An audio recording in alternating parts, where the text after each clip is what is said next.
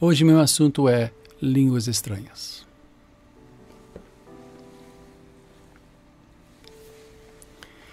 Eu recebo perguntas, se não todo dia, 2 vezes, 3 vezes por semana sobre como foi minha experiência, como é a minha experiência, minha vivência com este dom espiritual, porque eu oro em línguas estranhas.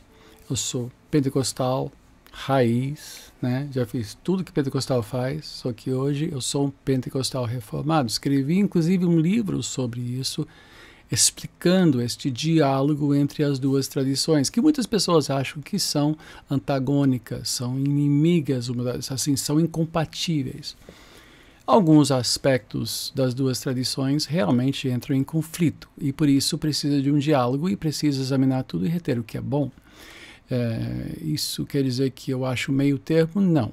Isso quer dizer que um aponta para certas fraquezas do outro e então a gente começa a avaliar, né, o quanto pentecostal podemos ser, mesmo sendo reformados, e quão reformados podemos ser, mesmo sendo pentecostais.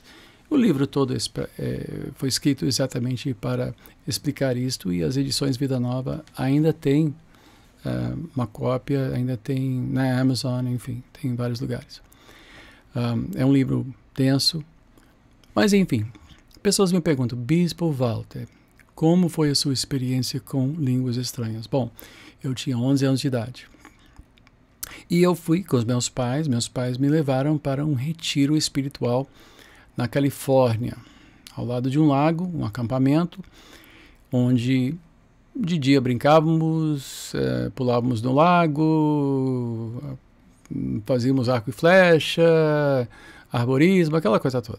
E à noite fazia-se cultos. Então, tinha uma capela, todo mundo ia, e havia um mover para buscar Deus. Eu tinha 11 anos de idade, e a única coisa que eu me lembro daquela noite é que eu queria mais de Deus, eu queria um relacionamento mais profundo com Deus. Então eles me chamaram para o altar, e eu fui. E alguém pôs as mãos sobre mim. E eu senti um fogo encher o meu coração, assim, foi da cabeça aos pés, eu me comovi profundamente e eu comecei a falar sílabas, uma linguagem que eu não sabia o que estava dizendo. Ninguém tinha me instruído a fazer isso, simplesmente foi algo que jorrou dentro de mim. E foi tão forte essa experiência com Deus, e eu fiquei lá algumas horas orando em línguas. E as pessoas começaram a ir embora, voltar para os dormitórios, mas algumas, como eu, estávamos tendo essa experiência, né, esse transbordar do Espírito em minha vida, que eu fiquei lá ao ponto de pessoas simplesmente me esticaram no banco, eu fiquei lá deitado orando, até que, e o gozo do Senhor, a alegria do Senhor enchia meu ser. Eu sentia aquela presença que só de lembrar, e tantas vezes desde então que eu tenho sentido a presença de Deus, é algo que nos faz tremer, porque sentimos o amor de Deus derramado no nosso coração, como Paulo disse em Romanos 5. Desde então, sempre quando eu oro, parece que flui, né? Eu não sou tomado pelo Espírito, o Espírito não me pega, fala aí. Não, mas é algo que flui todo dia nas minhas orações.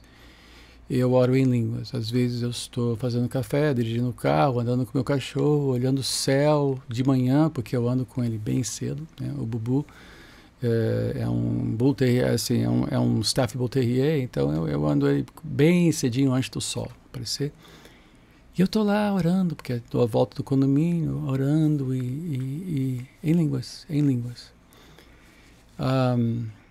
É algo que eu controlo, por assim dizer. Oro em línguas quando eu desejo orar em línguas, não sou tomado por uma força irrecusável, né, implacável. Não, eu oro em línguas intencionalmente.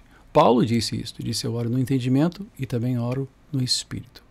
Ou seja, ele mostrou que há um contraste, há uma diferença entre orar entendendo o que você diz e orar não entendendo o que você diz. E essa é a minha experiência de oração em línguas. Pessoas perguntaram, e como é que foi? Como é que a gente consegue isso? Eu disse, olha, primeiro tem que pedir a Deus, tem que entender que esta é uma linguagem de oração. Não é uma linguagem de profecia, não é uma linguagem para ser usada no culto público. Paulo deixa isso muito claro em 1 Coríntios 12 e 1 Coríntios 14. Ele diz, se alguém orar em línguas, tem que ser interpretado. Se não tiver quem interprete, e olha, eu conheço poucas pessoas que têm o dom de interpretação. Se bem que cada vez menos pessoas estão buscando essa dimensão, que eu acho que para alguém que ora, tem uma vida de oração intercessória, deve pedir isso a Deus. Senhor, me dê, porque aí o Espírito ora por nosso intermédio, ele nos edifica por ele. Ou seja, há uma parceria em Deus. A oração não começa conosco, começa com Deus, e ele, através desse ato de orar, e eu vou falar sobre isso no Pai Nosso, inclusive estou preparando um curso para a vida de igreja, falando sobre o Pai Nosso. Inclusive, estou fazendo esse programa em cooperação com esse nosso novo site, Vida de Igreja, que, olha, eu recomendo, já tem vários cursos nossos, vai ter vários novos, é assim, fantástico. Eu recomendo, entra aí para dar uma olhada, né?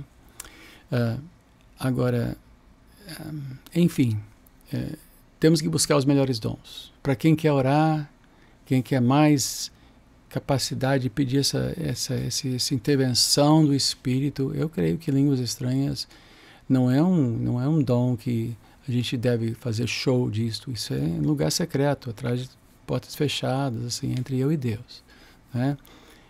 Então, esta é a minha experiência. Tá? Tendo qualquer sugestão, pergunta, crítica, põe nos comentários. Quer assinar o site? Manda.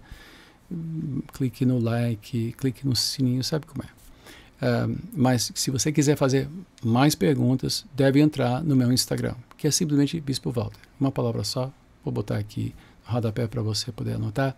E diariamente estou respondendo perguntas de maneira muito sucinta, curtinha, resumida.